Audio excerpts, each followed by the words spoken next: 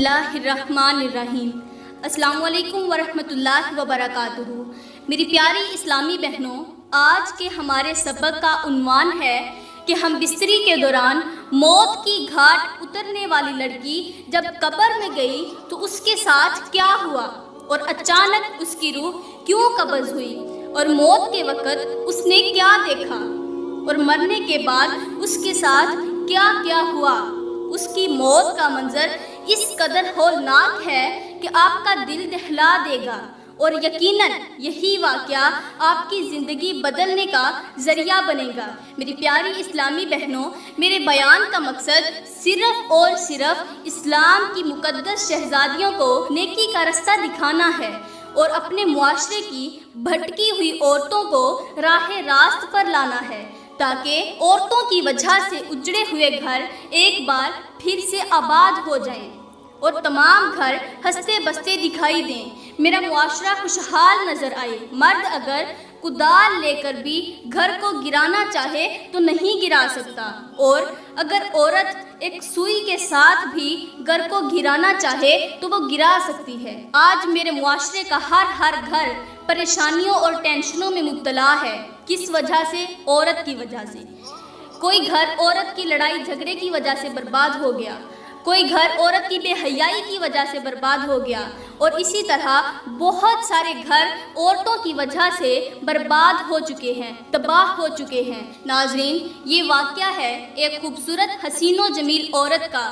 وہ عورت بہت ہی خوبصورت تھی، حسین و جمیل تھی، حسن کی ملکہ شہزادی تھی۔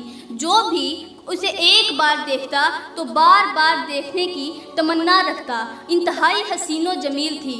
مگر بدقسمتی سے وہ عورت اس وقت تک کھانا نہیں کھاتی تھی جب تک وہ کسی غیر محرم مرد کے ساتھ تعلق نہ بڑھائے، اس کے ساتھ گناہ نہ کر لے، تب تک وہ کھانا نہیں کھاتی تھی۔ وہ ہر دکھنے والے انسان کو اپنی ہوس کا نشانہ بنانے کی بھرپور کوشش کرتی تھی۔ وہ اس طرح کا لباس زیب تن کرتی کہ جو بھی اسے دیکھتا بس دیکھتا ہی رہ جاتا۔ وہ دوسروں کو اپنی ہوس کا نشانہ بناتی، انہیں ورگلانے کی بھرپور کوشش کرتی تھی۔ مطلب وہ لباس تو پہنتی تھی مگر اس قدر باریک یا اس قدر تنگ اور چست پہنتی تھی کہ جو بھی اسے دیکھتا تو اس کے جسم کے تمام اعضاء واضح نظر آتے تھے۔ وہ گناہ کیے بغیر کھانا نہیں کھاتی تھی۔ تو ایک جن تھا، وہ اس کی اصلاح کرتا تھا، اسے کہتا کہ تو اس زنا جیسے گناہ سے باز آ جا، مگر اس عورت کو زنا جیسے گناہ کی لت پڑ چکی تھی۔ اس پر کسی کی نصیحت اثر ہی نہیں کرتی تھی، کیونکہ اس کا دل سیاہ ہو چکا تھا۔ ایک دن معمول کے مطابق اس نے ایک نوجوان کو، خوبصورت نوجوان کو اپنے پاس بلایا اور اس سے کہا کہ میرے ساتھ گناہ کرو، میری ہوس پوری کرو۔ تو اس نوجوان نے کہا میں ایسا نہیں کر سکتا۔ دوسری طرف اس جن نے اسے کہا کہ اس گناہ سے باز آ جاؤ، یہ گناہ مت کرو ورنہ میں تمہارا گلا دبا کر تمہیں موت کی گھاٹ اتار دوں گا۔ مگر اس عورت نے کسی کی بات نہ سنی اور زبردستی اس مرد کے ساتھ گناہ کرنے میں مبتلا ہو گئی، اس نوجوان کے ساتھ گناہ کرنے لگی۔ ابھی وہ گناہ میں مبتلا ہی تھی کہ اچانک اس کے دل کی دھڑکن تیز ہو گئی، وہ تڑپنے لگی۔ درد میں مبتلا تھی تو تڑپنے لگی۔ ایک طرف درد کہتا کہ یہ گناہ چھوڑ دو اور دوسری طرف شیطان کہتا کہ نہیں نہیں، یہ گناہ مت چھوڑو، اس گناہ میں کتنی لذت ہے، اس میں کتنا لطف ہے، یہ لطف تمہارے تمام دکھ دردوں کو ختم کر دے گا، یہ تمہارے دکھوں کی دوا ہے، اس گناہ کو مت چھوڑو۔ اب دونوں طرف، ایک طرف اصلاح اور دوسری طرف اسے ورگلایا جا رہا تھا۔ اب اس نے شیطان کی باتوں پر دھیان دیا اور گناہ میں مبتلا رہی۔ ابھی گناہ میں مبتلا تھی قبل اس کے کہ وہ توبہ کرتی اور توبہ کر کے اللہ کی ولیہ بن جاتی، اللہ کے حضور اچھی اور نیک عورت بن جاتی۔ اس نے کیا دیکھا؟ اپنی دونوں آنکھوں سے دیکھا کہ اس کے کمرے کے اندر کوئی شخص داخل ہو رہا ہے۔ اس نے کسی ایسی مخلوق کو اپنے کمرے میں داخل ہوتے ہوئے دیکھا جس کے دانت پاؤں جتنے لمبے تھے، چہرہ سیاہ تھا اور بال بکھرے ہوئے تھے اور کان بڑے بڑے تھے جس طرح ہاتھی کے کان ہوتے ہیں۔ اس کے ہاتھوں کے ناخن 2-2 فٹ لمبے تھے، جس کا قد بہت ہی لمبا تھا۔ اسے دیکھ کر وہ ایک دم ڈر گئی، قبل اس کے کہ وہ گناہ سے چھٹکارا پا کر توبہ کرتی، اس مخلوق نے اس کے قریب آتے ہی اس کے دل پر ہاتھ رکھا۔ دل پر ہاتھ رکھتے ہی اس عورت کے دل کی دھڑکن بند ہو گئی۔ جیسے ہی دل کی دھڑکن بند ہوئی، اس کی سانسوں کی نالی بھی بند ہو گئی۔ اب وہ عورت فوت ہو گئی، اس کا انتقال ہو گیا۔ گناہ کے دوران ہی اس نے اس قدر انتہائی خوفناک مخلوق دیکھی کہ اس کو دیکھتے ہی اس کی سانسیں بند ہونا شروع ہو گئی تھیں، اور جیسے ہی اس نے دل پر ہاتھ رکھا تو اس کی روح قبض ہو گئی، وہ مر گئی، اس کا انتقال ہو گیا۔ گناہ کے دوران ہی وہ فوت ہو گئی۔ اب جب فوت ہوئی تو اس کے عزیز و اقارب، رشتہ دار، حق ہمسائے اس کے کمرے کے اندر داخل ہوئے۔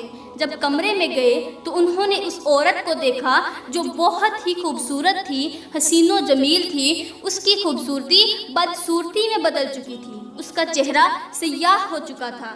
بدصورتی نے خوبصورتی کو زائل کر دیا تھا، سیاہی نے سفیدی کو ختم کر دیا تھا۔ اس کا چہرہ بگڑا ہوا تھا، اس کا خوبصورت اور نرم و نازک بدن اکڑ چکا تھا۔ عزیز و اقارب اسے دیکھ کر بہت ہی پریشان ہوئے۔ اب عورتیں اسے غسل دینے لگیں۔ جب اسے غسل دیا جا رہا تھا تو عورتوں نے دیکھا، عورتیں دیکھ کر حیران ہو گئیں کہ اس کا جسم پھولنا شروع ہو رہا تھا، اس کا جسم، اس کا بدن پھول رہا تھا۔ جب اس کے جنازے کا وقت آیا تو عزیز و اقارب نے اس کا جنازہ کندھے پر اٹھایا، اس کی میت کندھے پر اٹھائی۔ جب اس کی میت کو کندھے پر اٹھایا تو لوگ دیکھ کر حیران رہ گئے کہ اس عورت کی لاش اتنی وزنی ہو چکی تھی کہ اٹھانے والوں کو یوں محسوس ہو رہا تھا جیسے انہوں نے کسی میت کو نہیں بلکہ کسی بھاری اور وزنی پتھر کو اپنے کندھے پر اٹھا رکھا ہے۔ وہ لوگ بہت ہی پریشان ہوئے کہ یہ کیا ماجرا ہے، یہ تو بڑی ہی خوبصورت تھی، بڑی ہی حسین و جمیل تھی۔ خیر، کسی بھی حالت میں بڑی ہی مشکل کے ساتھ اسے اٹھا کر قبرستان میں گئے۔ اب اس کی قبر کھودی۔ قبر کھود کر جب اسے دفنانے لگے تو اس کے اندر سے تپش آ رہی تھی، قبر کے اندر سے تپش آ رہی تھی۔ اس تپش کی وجہ سے لوگ پسینے میں شرابور ہو گئے۔ پھر لوگوں نے دیکھا کہ اس کی قبر کے اندر چند سانپ بیٹھے ہوئے تھے۔ جیسے ہی میت کو رکھا وہ زمین کے نیچے چلے گئے، بچھو بیٹھے ہوئے تھے۔ لوگ دیکھ کر بڑے ہی حیران ہوئے۔ اس کی قبر میں اس قدر تپش تھی کہ لوگوں کو یوں محسوس ہو رہا تھا جیسے وہ اسے کسی مٹی پر نہیں بلکہ آگ کے بچھونے پر سلا رہے ہوں۔ خیر، اس کی تدفین کر کے عزیز و اقارب اپنے گھر واپس چلے گئے۔ اب اس کی تدفین کے چند دن بعد کسی محلے کی ایک عورت نے اسے خواب میں دیکھا تو وہ اپنی قبر کے اندر چیخ رہی تھی، چیخو پکار کر رہی تھی، کہتی تھی مجھے نکالو، میں کہاں آ گئی ہوں۔ اس عورت نے کہا کہ میں نے اس سے مخاطب ہوتے ہوئے میں نے اس سے پوچھا کہ اے فلاں بن فلاں، تو یہ بتا کہ قبر میں تیرے ساتھ کیا بیتی۔ اس نے چیخ کر کہا کہ قبر میں مجھے دردناک عذاب دیا گیا ہے۔ پوچھا وہ کیوں؟ کہا کہ میرے جسم کے جس حصے پر غیر محرم مردوں کے ہاتھ لگتے تھے، ان کا بدن لگتا تھا، اللہ تعالیٰ نے ان حصوں پر ایک سانپ مسلط کر رکھا ہے، جو مجھے ایک بار ڈستا ہے تو میں 70 گز زمین میں نیچے دھنس جاتی ہوں۔ وہ عورت کہتی ہے کہ اس کے بعد جب صبح میری آنکھ کھلی تو میں نے تمام عورتوں کو بتایا کہ خدارا کبھی بھی کسی غیر محرم مرد کے ساتھ تعلق قائم مت کرنا، ورنہ جس طرح وہ عذاب میں مبتلا ہوئی اسی طرح تم بھی عذاب میں مبتلا ہوگی۔ عورت کی خوبیوں میں سے ایک خوبی یہ بھی ہے کہ جب اس کا شوہر اس کی طرف دیکھے تو اپنی خوبصورتی کی وجہ سے وہ اپنے شوہر کو خوش کر دے۔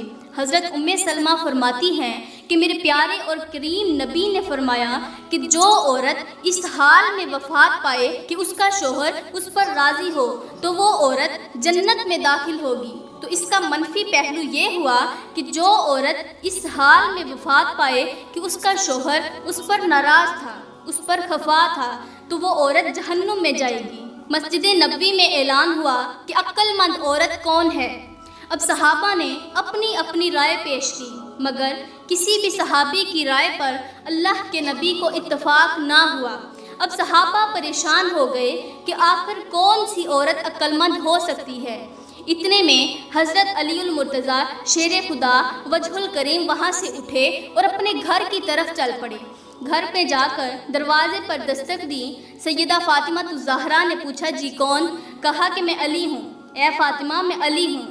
سیدہ فاطمہ الزہرا نے دروازہ کھولا تو حضرت علی نے فرمایا اے فاطمہ آج تیرے ابو کے سوال نے سب صحابہ کو پریشان کر دیا ہے۔ پوچھا کون سا سوال؟ کہا کہ آپ کے ابو نے سوال کیا ہے کہ دنیا کی عقل مند عورت کون ہے؟ سیدہ فاطمہ الزہرا نے مسکراتے ہوئے کہا کہ یہ بھی کوئی پریشانی والی بات ہے، چلو میں تمہیں جواب دیتی ہوں۔ کہا بتاؤ۔ تو جواب لے کر حضرت علی المرتضیٰ مسجد نبوی میں پہنچے۔ جا کر عرض کی اے اللہ کے نبی آپ دوبارہ وہی سوال دہرائیے۔ آپ نے سوال دہرایا کہ عقل مند عورت کون ہے؟ حضرت علی نے کہا کہ عقل مند عورت وہ ہے جسے کسی غیر محرم مرد نے کبھی نہ دیکھا ہو اور نہ ہی اس نے خود کسی غیر محرم مرد کو دیکھا ہو، وہ ہے عقل مند عورت۔ حضرت علی کے اس جواب پر تمام صحابہ واہ واہ کر اٹھے، اور پھر جب نبی کریم صلی اللہ علیہ وآلہ وسلم کی طرف دیکھا تو آپ کی آنکھیں چھم چھم برس رہی تھیں۔ جب وجہ پوچھی تو میرے کریم نبی نے فرمایا اے صحابہ یہ جواب میری فاطمہ کا ہے، میری فاطمہ کے بغیر یہ جواب کوئی نہیں دے سکتا۔ تو میری اسلامی بہنوں، خدارا اس ایک گناہ سے جو غیر محرم مردوں کے ساتھ ملنے والا گناہ ہے، بے حیائی والا گناہ ہے، اس سے توبہ کر لو، ورنہ یاد رکھنا جس طرح وہ عورت